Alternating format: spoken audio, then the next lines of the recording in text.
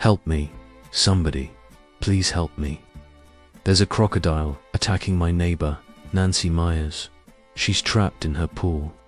Please hurry," she's screaming, but then she goes underwater. "I see blood in the water. Please send someone." Nancy Myers. In the quiet town of Riverside Valley, a backyard sanctuary hid something terrifying. For 5 years, Nancy Myers cared for a crocodile, nursed him from a hatchling into a full-grown predator. What happened that August afternoon would send shockwaves through the community and raise urgent questions about the dangers of raising wild animals in domestic spaces. Chapter 1: The Trainer's Dream. Nancy Myers was 28 years old, living in Riverside Valley, a quiet town known more for its apple orchards than wildlife rescues. She was a familiar face, a local hero. Nancy wasn't just passionate about animals, she lived for them. Orphaned raccoons, abandoned opossums, injured hawks. She took them all in, but none had captured her heart quite like the hatchling she found near the edge of the Clearwater River 5 years earlier. It was barely the size of her hand, just 8 in long with bulging eyes and a soft striped belly. Most people would have run the other way. Nancy scooped it up, wrapped it in a towel, and took it home. She named him Guts, a name that would prove prophetic in ways she never imagined. Friends say the bond was instant. Nancy joked that he imprinted on her like a duckling that she was, the only mother he'd ever known. She received a special wildlife permit through her animal rehabilitation cert, allowing her to keep and care for Guts legally. Even as he grew and grow, he did. By the time Guts was 3 years old, he was over 5 feet long. By 5 years, he measured nearly 8 feet from snout to tail. People around her noticed. So did the wildlife officers. They warned her. They told her that crocodiles, no matter how tame they seem, never lose their primal instincts. That food scent territory. These things matter more than love or trust, tone apex predator. But Nancy wouldn't hear it. To her, Guts wasn't dangerous. He was different. She fed him by hand, swam with him in her backyard pool, even let him rest in the sun beside her feet while she read on the patio. There were photos. So many photos. Social media posts showing Guts resting his head on her lap. Videos of him following her voice like a trained dog. People commented. Some were amazed. Chapter 2: Bonds of Trust. Nancy Myers first spotted Guts in the summer of 2018, half submerged in a muddy bank along the Clearwater River, chirping softly for a mother that would never return. The tiny hatchling couldn't have been more than 6 inches long, alone, vulnerable, with no chance of survival in the wild. But unlike the dozens of animals Nancy had rescued and later released, she made a different choice this time. Under her existing wildlife rehabilitation license, she applied for a special permit, one that allowed her to raise and house the crocodile indefinitely. In the beginning, Guts lived inside a spacious custom-built enclosure, complete with heating lamps and a small artificial pond. Nancy fed him by hand, tapping a spoon against the glass to signal mealtime. Ground turkey mixed with supplements, careful measurements, scheduled feedings. She treated it all like raising an infant. To Nancy, every interaction deepened their bond. She was convinced Guts wasn't like other crocodiles. He knew her, trusted her, loved her. As Guts grew, so did the risks, but Nancy didn't see it that way. When he reached 3 feet in length, she moved him outdoors to a secure enclosure with a waiting pool. A year later, she replaced it with a converted in-ground backyard. Guts's new playground. Nancy swam with him regularly, claiming it was all about building trust. To her, his slow movements, calm demeanor, and responsiveness were proof of a true connection. To experts, they were red flags. Wildlife officers recognized the behaviors not as affection, but as conditioning. Still, Guts never showed aggression.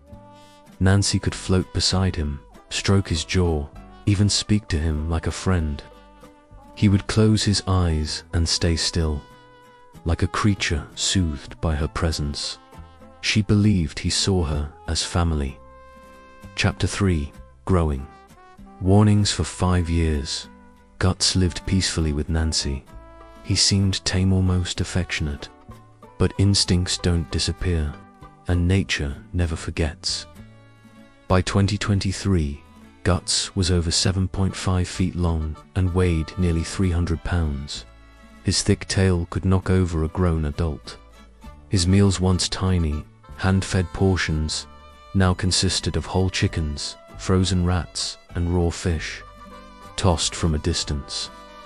Nancy no longer hand-fed him, but she still swam with him, still whispered to him, still believed nothing had changed. But everything had. By mid-2022, Guts had become an apex predator in every sense. His snout was broad, his muscles thick, and his eyes, once filled with juvenile curiosity, had grown cold, alert, calculating. Yet Nancy treated him as if he was still that tiny hatchling she found on the riverbank. Kenneth Lyles, a seasoned field officer with the State Wildlife Commission, conducted a property visit after an inspection report flagged concerns.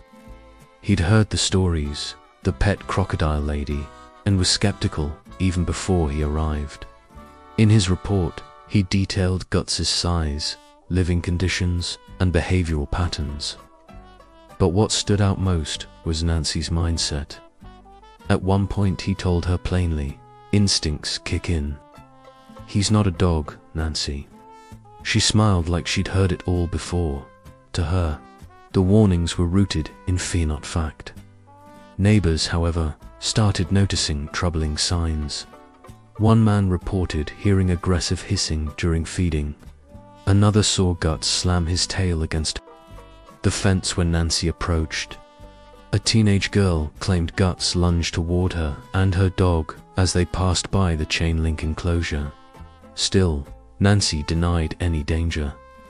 Online, she posted a now infamous video, Guts basking beside the pool while she sat just feet away. Laughing softly, she told the camera, "He's misunderstood. People don't get him. He's not dangerous. He just needs trust." The comment section told a different story. "Please be careful. You're risking your life. This is a ticking time bomb." Nancy never responded. But the warnings had been made, loudly, repeatedly, and in a matter of weeks, they would prove tragically justified. Chapter 4. Signs of change. August 18, 2023.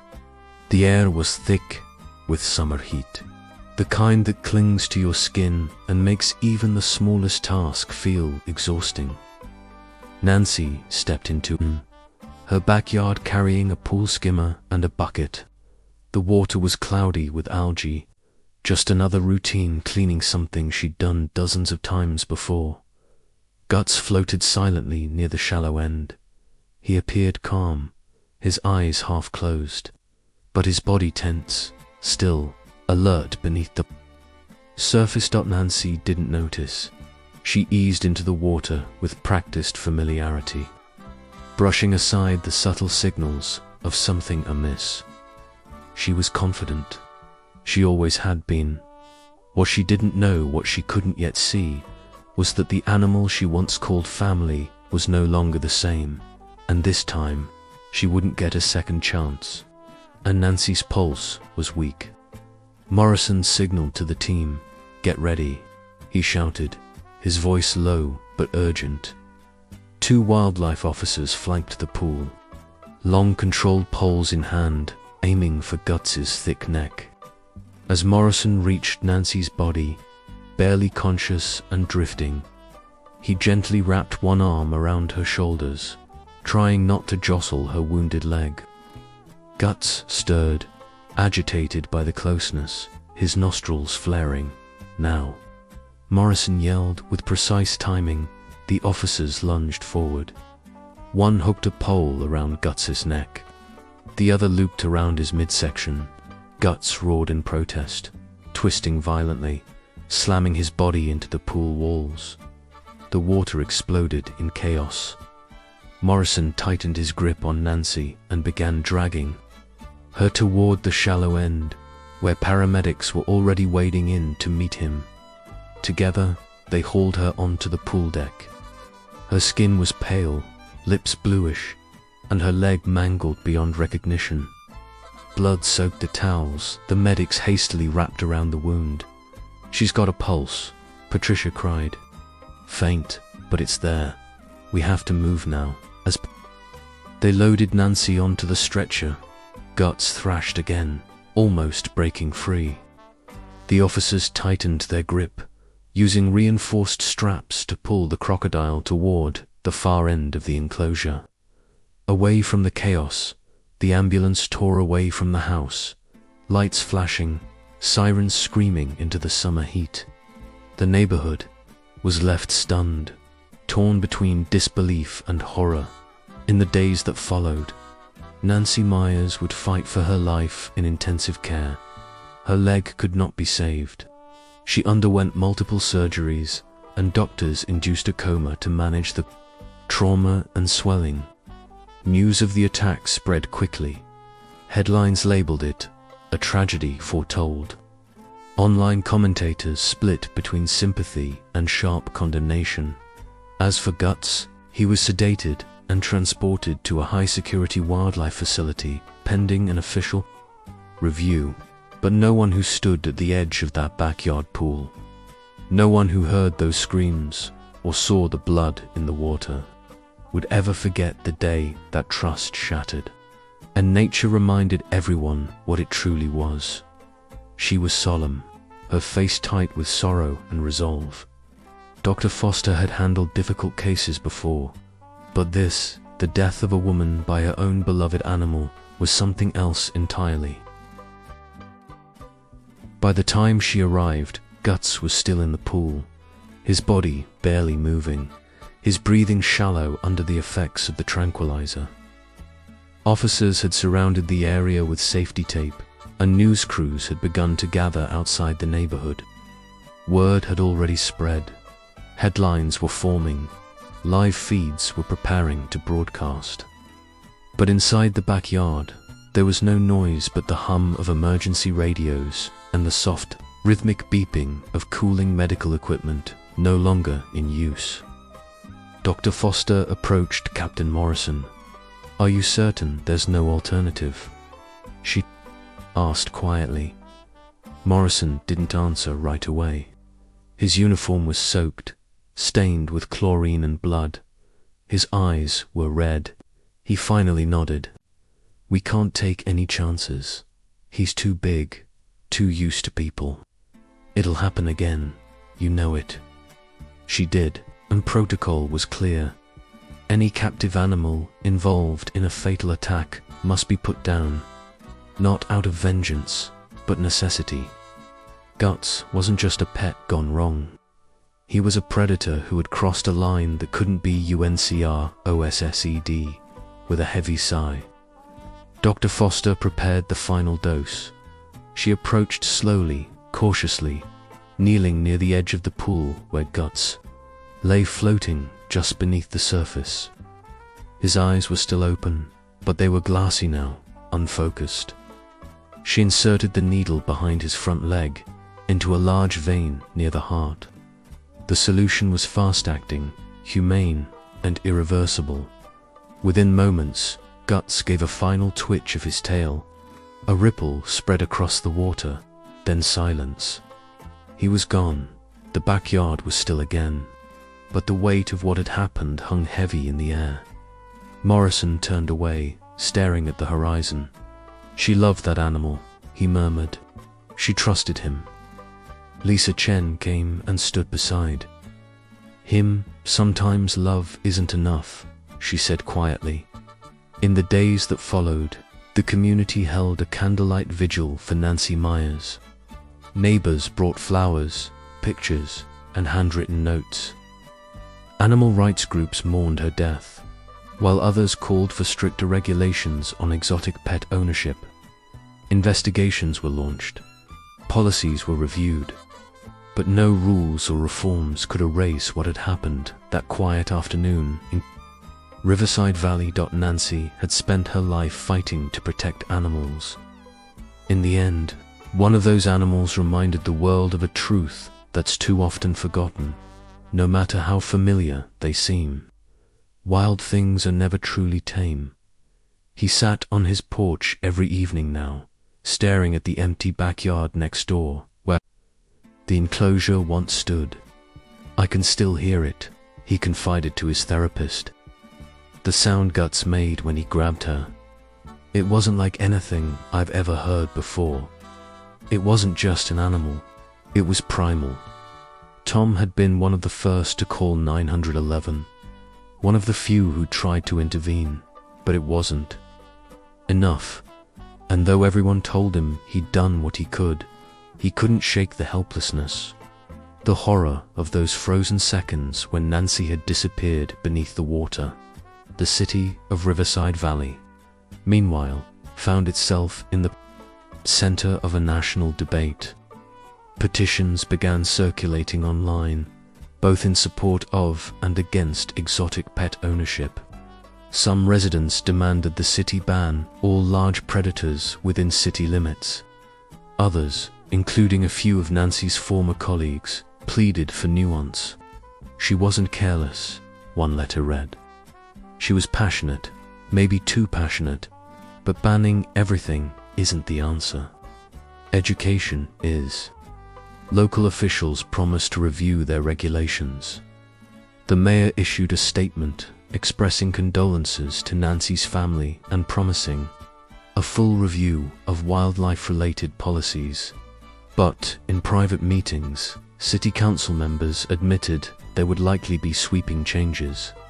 Insurance companies, facing mounting pressure, began dropping coverage for properties with exotic animals at the Wildlife Rehabilitation Center.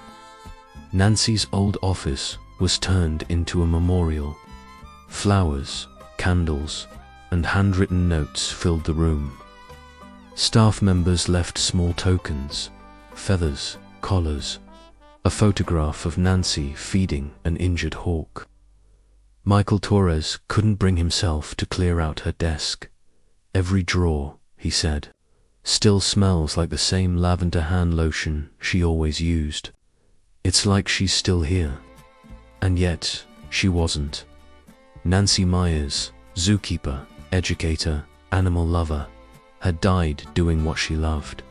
But the cost had been devastating.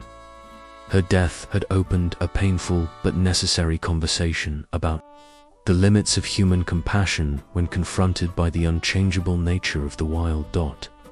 In one viral tribute, a former intern wrote, "Greater than Nancy taught me to see the soul in every creature. But even souls can have teeth. I just wish someone had reminded her of that."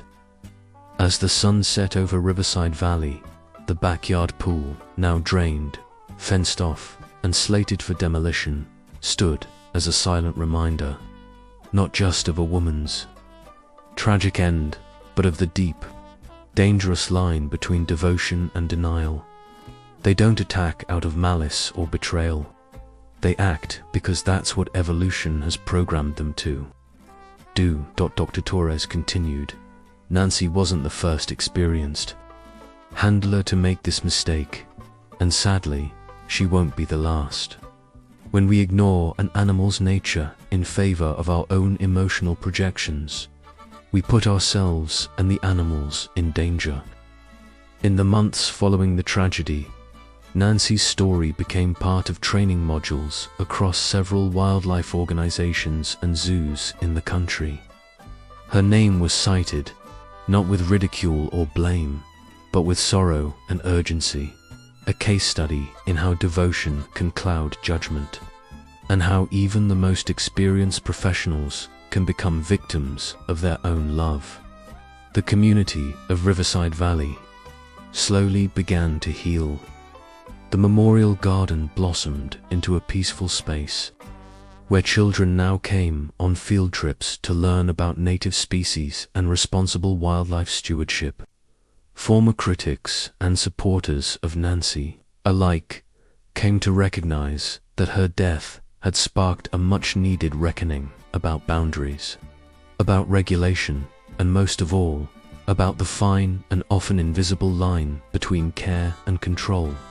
Jennifer Walsh, now volunteering part-time at the new education center, summed it up during an interview on the anniversary of Nancy's death. "She died believing in something," Jennifer said, voice soft. "But belief, even when it's beautiful, isn't always enough." Nancy's legacy isn't just in the animals she saved. It's in the hard lessons we're still learning because of her. In a quiet corner of the garden, where butterflies now gather and birds nest undisturbed, the plaque under a flowering dogwood stands as both tribute and warning. In loving memory of Nancy Myers, she loved deeply, cared fiercely, and reminded us that to truly respect nature, we must first accept its truth. Ask ChatGPT, the boundary between human and animal must be respected, no matter how deep the bond may seem.